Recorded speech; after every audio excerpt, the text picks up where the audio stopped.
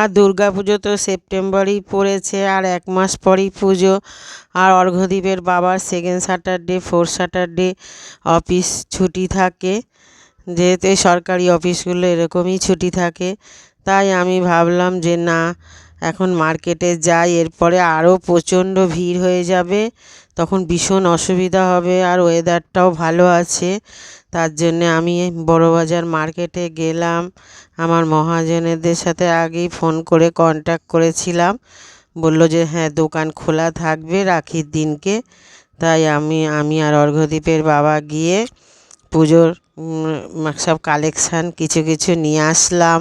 আমার দোকানে সব রকমই বেচাকেনা হয়, একদিক দিয়ে সাজার জিনিস আছে, অন্য দিক দিয়ে জামা কাপড়ও আছে।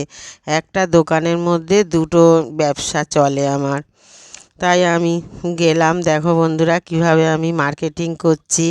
আর মার্কেটটাও তোমাদের একটু দেখাচ্ছি, বড়বাজার মার্কেটটা তোমরা যারা দেখোনি তারা দেখতে পাবে।